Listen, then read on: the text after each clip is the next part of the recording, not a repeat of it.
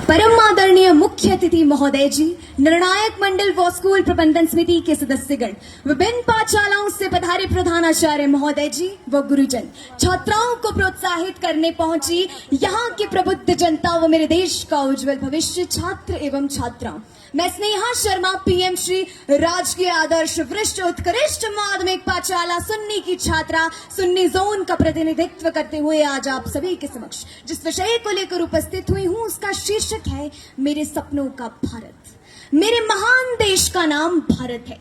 मेरे सपनों का भारत कैसा हो, इसको जानने से पहले भारत के बारे में जानकारी ले लेते हैं। भारत का शाब्दिक अर्थ है जहां सूर्य की आभा हो। भा का अर्थ है सूर्य का प्रतीक और रथ का अर्थ है रमा हुआ। जिस देश में सूर्य जितना प्रकाश हो, तेज हो, वो भारत है और उस भारत के हम नागरिक हैं। हालांकि इसका नाम दुष्यंत व शकुंतला के पुत्र राजा भरत के नाम से प्रेरित होकर पड़ा।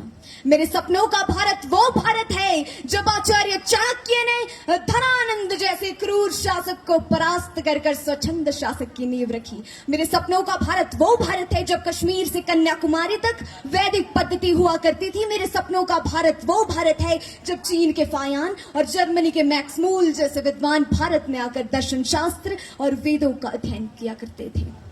महोदय, हम मारना भी जानते हैं और बचाना भी। हमने दुश्मनों के लिए फाइटर जेट्स बनाई, संगीन बनाई, लेकिन जब जिंदगी की सांस टूटने लगी तो हम ही नहीं वैक्सीन बनाई और लिख दिया उस वैक्सीन पर सर्वे संतु निरामया, यानी कि ईश्वर सिर्फ हम पर ही नहीं हर किसी पर, सब पर करे दया। अयम निजा परोवेति गणना लघु चैत्साम उदार चरिता नाम तू वसुधैव कुटुंबकम, अर्थात यह मेरा है और यह तुम्हारा। ऐसा भेद केवल धगेरे चित्त वाले लोग ही करते हैं। उदार चित्त वाले लोगों के लिए तो पूरा विश्व ही उनका संसार है। महोदय, मुझे बड़ा ही गर्व महसूस होता है जब इसरो के वैज्ञानिक चंद्रमा के दक्षिण छोर में अपना चंद्रयान उतारते हैं और वहीं दूसरी ओर भारत का न खाकर कुछ नमक हराम देश के साथ गद्दारी कर भारत को नशे की सामग्री वो हथियार अवैध तरीके से पहुंचाकर देश की युवा शक्ति का खात्मा कर रहे हैं। हमारा आज का युवा ही इस देश का आने वाला भविष्य है और मेरा सपना यह है कि यह इस देश का हर एक युवा निडर, साहसी, ईमानदार होकर स्वदेश प्रेम का भाव रखकर देश को आगे ले जाने के प्रयास में गुम होता हुआ नजर आना चाहिए। तो और वहीं दूसरी ओर वह स्वदेश प्रेम का भाव तो छोड़ो, वो एक ऐसे प्रेम के जाल में फंस चुका है जिसमें 4 बाई 4 इंच की छोटी सी स्क्रीन पर अपनी कोमल अंगुलियों की घर्षण मात्र से अपनी भावनाओं की इमोजी भेज रहा है। 4 बोतल बोट का काम मेरा रोजगार ने भारत का भविष्य तबाह कर दिया है। ऐसे तो मेरा सपना पूर्ण नहीं होगा आदरणीय, हमें छोटी छोटी कोशिशें करनी होगी। युवा शक्ति बहती है, चाहती हूँ कि गौर करें कि बलिदानियों की उस गाथा में तुम बलिदानियों का एक और पन्ना जोड़ दो। बलिदानियों की उस गाथा में तुम बलिदानियों का एक और पन्ना जोड़ दो, या तो समर्पित कर दो प्राण देश को या तो इस देश की ही बातें करना छोड़ दो। अरे चिट्ठियां यदि प्रेम की पढ़ते हमारे क्रांतिकारी तो कोई अपने जिगर में देश को बोता नहीं और हुस्न में ही डूब जाते यदि भक्त शेखर, तो धरा पर मिटने वाला मिलता लाल एक लौता नहीं। उस समय का हर एक युवा यदि दिल में बगावत ढंगता तो राष्ट्र अपना फिर से कभी गुलामी को ढोता नहीं और राणा शिवाजी खेलते यदि रूप रंगों के खिलौने तो कहीं इस देश का ये अस्तित्व होता नहीं। महोदय, आज की श्रृंखला की सबसे कड़वी बात कहने जा रही हूँ और मुझे पता है कि मैं इस समय कहां पर खड़ी हूँ।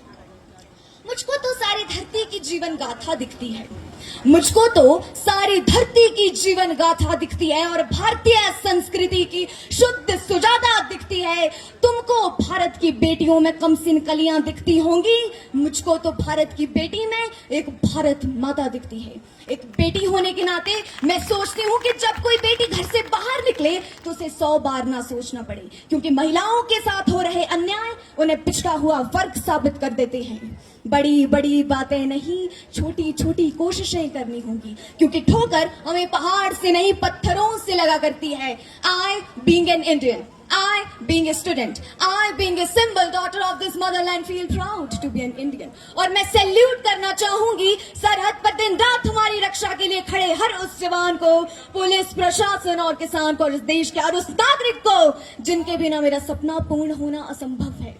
और आज इस मंच पर पूरी जिम्मेदारी के साथ एक भारत की बेटी होने के नाते मैं बस इतना ही कहूंगी कि मेरे देश की जिम्मेदारी नहीं है हमें आगे ले जाना, मेरे देश की जिम्मेदारी नहीं है हमें आगे ले जाना, बल्कि हमारी जिम्मेदारी है अपने देश को आगे ले जाना, अपने राष्ट्र को आगे ले जाना, अपने वतन को आगे ले जाना।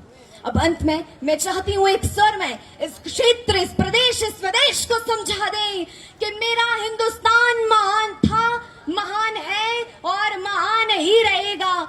मेरा हिंदुस्तान महान था, महान है और महान ही रहेगा। होगा हौसला सबके दिलों में बुलंद तो एक दिन पाकिस्तान भी जय हिंद कहेगा, क्योंकि देश से है प्यार तो हर पल ये कहना चाहिए, मैं रहूं या ना रहूं भारत ये रहना चाहिए।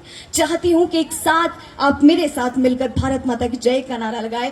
भारत माता की जय, भारत माता की जय, भारत माता की जय। आप सभी ने मुझे बड़े धैर्य से सुना, ध्यान से सुना, इसलिए आपका आभार, धन्यवाद। जय हिंद, जय भारत, जय मातृभूमि।